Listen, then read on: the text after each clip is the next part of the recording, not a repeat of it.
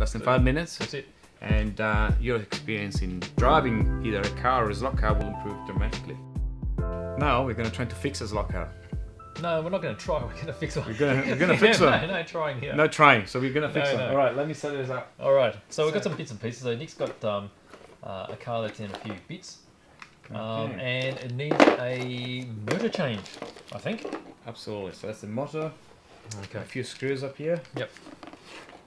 Screwdriver. Yep. So there we go. That's it really. One more screw, but should be fine. Yep. Okay. So what we're going to do? We're going to need a soldering iron. Soldering iron. Yep. Okay. So I think we're already taking the screws out, so it's a bit easier to come apart. And then You grab this one. I'll grab this one. It's getting a bit tangled. There we go. Okay, so we've got the hot bit here. Okay. All right. How about I put the hot bit over here, so you can sort of see it there. Bit of solder. And then you got your controller. So where the soldering iron is here. We've got the controller for the soldering iron here, and then it's in the little holder. So as we just suggested, we already opened this one. Let's see if we go on the side camera here. Yep. So there's 6 screws for this one, because there's 2 at the front, 2 at the rear, and 2 in the middle here to hold the interiors. Yep. So simply pop it open. Yep. So we've done a couple of videos on this one. This is actually a really good process that you should do every now and then to actually clean the car. Yeah, because they get a bit of lint and stuff caught in them. Yeah, you find lots of dirt Yep. in here. In this case, we have the motor that's not running anymore, so it's not producing any movement or whatsoever. So what we're going to do is we're going to remove the motor, unsolder it, and put a new one in, and we should be in business. Sure. So let's turn the soldering iron on for a start. Okay, so we're just going to wait for the soldering iron to get hot. To get hot. Yep. Now jump quickly here. What we have also is a train controller. Yep. Which we use to test the motor and the car once it's finished. So if you don't have a track ready to go, if you're in a studio like we are, you can simply put use a train controller or any sort of power really that gives. Yeah. So this sort of makes sense because that's 12 volts. Yeah. So it's the same voltage that the slot car is going to be using anyway, and because we've got a adjustability on the rheostat, you can control it. So the car you can control it at low speeds up to high speeds too. Definitely. So meanwhile, let's open up the motor. So this is a genuine Scalextric replacement motor. Yep.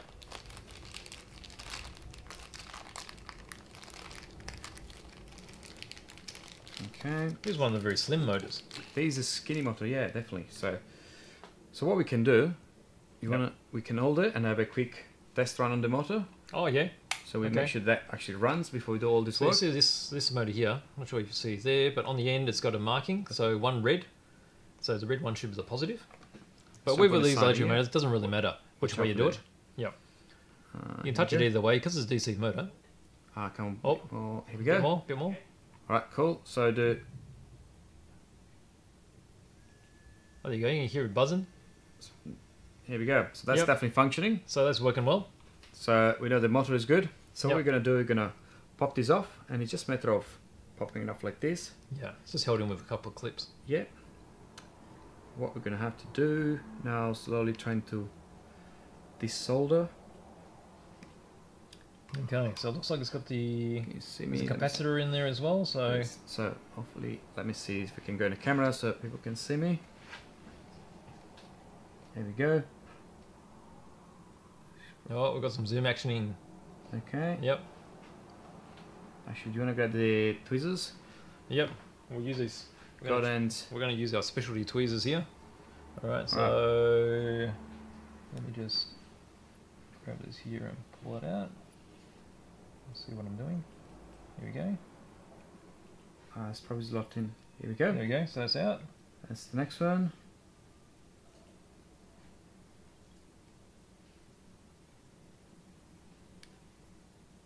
I guess in the meantime, what you guys that's are doing out. that. Done. So motor is out. Right here. Yep. Cool. Motor is out. So let's park this one here. Now we're going to try to put a new one in. Okay, so you just have to pay attention to which colour wire is going where. So that's a black on that side. So that's black on that side, and that's a red. Okay. So let's see if we can slot this in again. We've got our motor there. You see the red marking on the end there. So what are we doing? We're doing red on this side. So we'll do red on that side. Let me just hold it in place with this. We're going to put a solder. Solder just under there. So let me just pop this. Okay, so that's ready to go.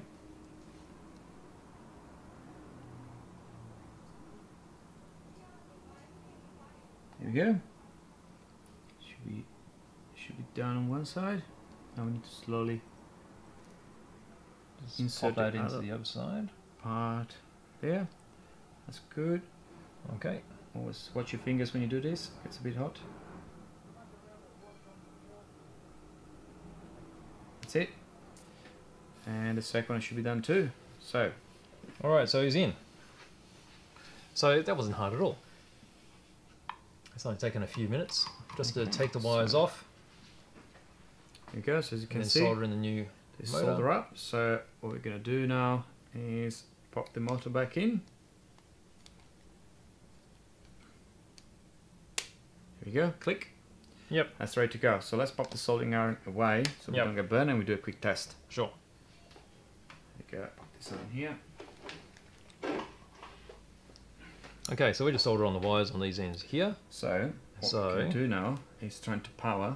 So we've got the pickups on the bottom here, and I guess we just put the power on the pickups. Alright, so you can see the lights are going on. Yeah, yep, the lights are working. Put a bit more power here. We'll boost straight to the motor here.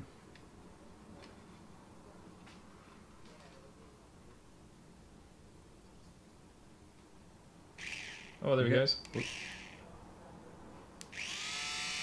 You might not be able to see it, but I'll hear it. Oh, sorry. I got my hands in front. All right. Okay. How about Let's that? try again. See what you're doing? Off he goes. All right. So success. All right. Good stuff. Okay. So as you see, playing with slot cars is actually not that difficult. We probably need to clean the front brushes here. Yep. What's happening next is you put your body back on once you test it all works, and a few screws under here. Yep. And that's ready to should roll. be good to go. So turn this off, and that was a successful quick motor change. Yep. Less than 5 minutes. That's it.